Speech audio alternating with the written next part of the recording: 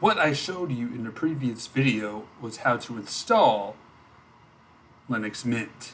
Today on AJ Tech, part 2 of our Linux Mint series of probably just 2 videos, but we may dive into a little bit more as we continue to explore and expand into the world of Linux Mint.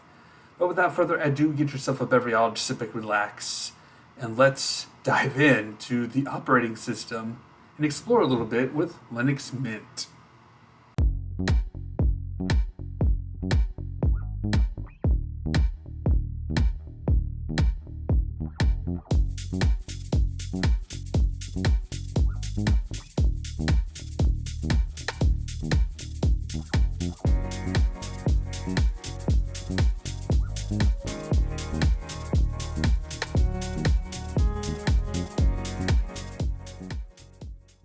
Right, clearly we are on our desktop computer with Windows 11. This isn't Linux Mint, but due to some technical difficulties when I was trying to film on this laptop using Linux Mint with OBS Studio, there's a fly. I swear I want to kill all these flies. I don't know if you guys got flies in your home. They're going to die. Every single one of them.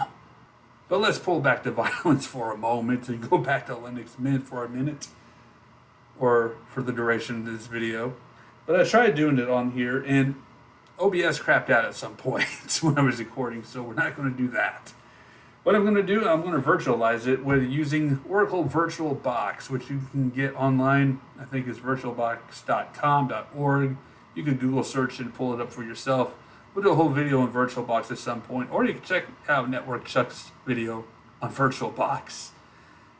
He has a better explanation on how to set it up, and that's how I learned how to do virtualization, is through Network Chuck.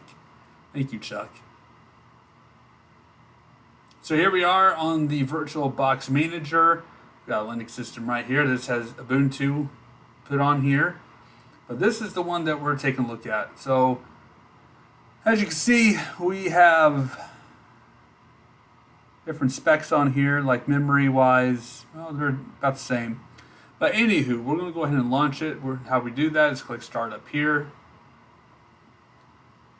And it's powering up the VM, which you can't really see because my picture's in the way. But it's in the right-hand column. There it is, VirtualBox, Oracle. We're going to start Linux Mint. We're going to pop that up. I don't know if it's going to ask me for the ISO file again or not. Actually, I might just went ahead and just opened it up here. I'm going to go ahead and do a transformation, make myself a little bit smaller, just so that way we get a bigger screen. Yep, it's booting up just fine. Just fine. Give it a minute. Of course, again, this is virtualization, so it's basically starting up like it's brand new. I should have did a save state, actually, on here. That's what I should have did. The good thing about virtualization while this is booting up is you can do as much damage as you want and just rebuild it again, or do a save state and just revert to a previous time period before you broke the machine to try it again. So that's the greatest thing about virtual machines, is basically it's open to just explore and just experiment and test things. And so I love that. I love that aspect about VirtualBox and just virtualization. Now, I do have Hyper-V on here, or Hypervisor, on this desktop, but it would not take the ISO file for some reason. It had some struggles, so VirtualBox it is for this one. Give it a moment to boot here. This is it, ladies and gentlemen. This is Linux Mint. Now, this is what showed up when I first loaded the bootable flash drive onto my laptop. And as you can see right here, this is what I was talking about in the prior episode, the installation right here. So this is basically a playground to explore and get a feel of Linux Mint. Now, just a disclaimer, because this is a virtual machine and the resources I put on here is limited when I built it. So it may be a little laggy in some areas, but when you actually put on the real thing on your machine and not virtualized like I have here, it's going to better perform. Trust me on that one, because it's a virtual machine. I limited the resources on there because it's going to pull some resources from you. So, like for example, Let me open up Task Manager here and go to Performance. And as you can see, my CPU is, of course, I got OBS running at the same time with this, but CPU is actually not doing horrible on here. RAM, it's holding up right there. It's doing good. So I mean, it's borrowing some resources, but once we start get going on this thing here, where it's going to probably pull a lot more stuff. But the first thing I want to show off here is how clean this looks. I mean, I love the background here. This is what I'm keeping on my desktop on the laptop I put this on. I just love this background. I like the logo. The logo's really nice. It's clean. It's sleek. And you have your taskbar down here. I mean, like I said, it looks like Windows and operates like Windows. So for those of you who are, who like Windows, like I do, I don't hate Windows. I love Windows. But there are some things, man, that just trying out a different operating system like this and getting something that's familiar like this, it's going to be easy to navigate through this thing. Trust me on that. It's going to be easy to figure things out pretty quickly once you get familiar with this operating system here of Linux Mint. Now, you got your stuff down here, like right here, Firefox. This is going to be your primary web browser. I tried putting DuckDuckGo on here. It wouldn't let me. So, well, laptop, I should say. It wouldn't let me do that. You have a software manager where you can download and install software. I swear I'm going to kill that thing. I just want it to land somewhere so I could just destroy it. We have a software manager where you can install applications. You have system settings, the control center right here, your terminal, command line, your files, your lock screen, logging out, basically log out your session, and then of course the shutdown portion right there. You got your applications. You can search for stuff right here in the applications bar. And right here's all your applications that you got going on. Lots of things to choose from here that's already pre-built into this machine. You got your driver manager right here to update your drivers. You got extensions you can put on here, files. You got, again, Firefox. You got firewall configurations, font selection. That's interesting. General settings, of course, it looks like. Gestures. What? Gestures.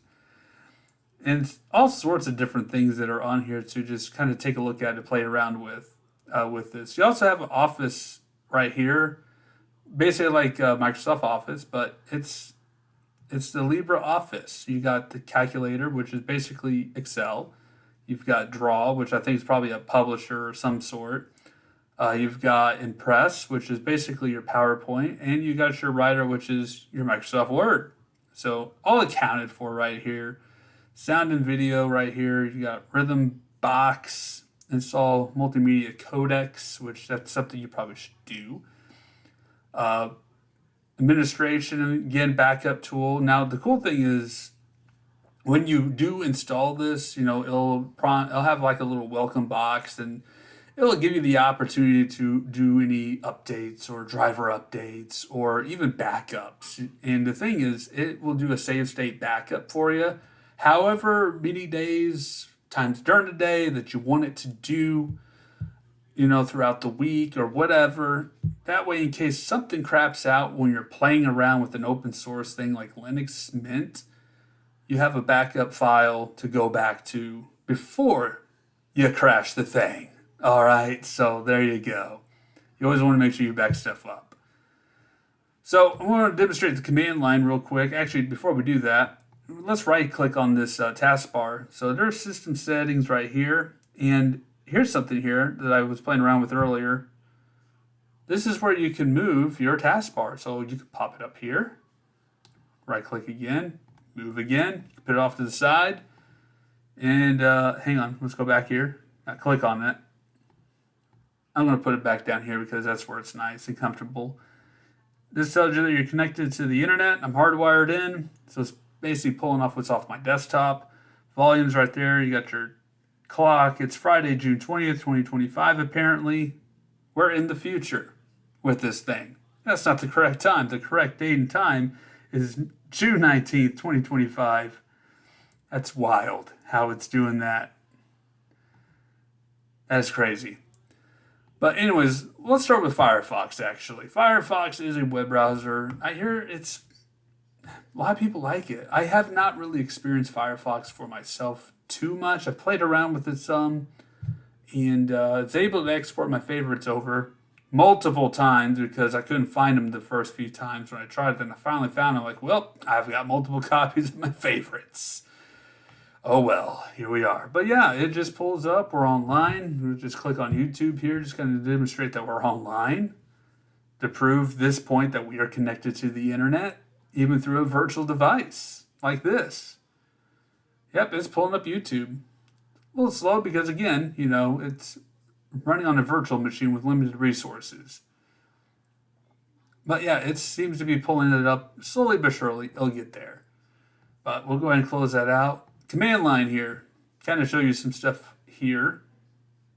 Of course, if you've seen my video on WSL's Linux, similar, same thing, same concepts on that. But I'm going to show you how to install a software using command line here. So we're first going to do sudo apt update just to run the update.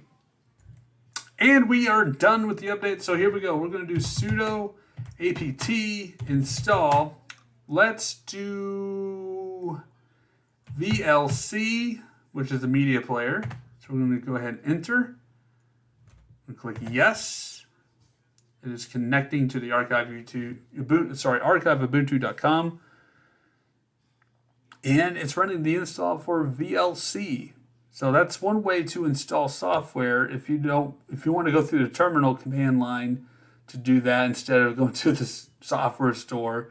I'm just nerdy over here using the command line for this purpose. But yeah, software store works just like Microsoft, the Microsoft Store. We'll go ahead and let that run, but kind of show you that as well. Here's for Software Manager, is what it's called for this program. It's going to take a moment for things to boot up here because it's a little on the slow side. Which it was on my laptop too. But yeah, we'll go ahead and let that run here. All right, so VLC is now installed, and we're still waiting on Software Manager. By the looks of it, yep, we are. So we're going to go ahead and launch VLC from the command line. Just simply type in the name, VLC, enter.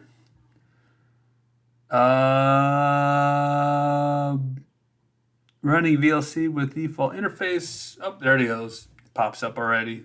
I'm going to click continue. There it is, the VLC media player. You can pop it open using command line. We're going to go ahead and close that out. We're going to go ahead and just open up one of these Office sources just for the fun of it. We'll do Writer, LibreOffice Community. Software Manager is taking an eternity just to load.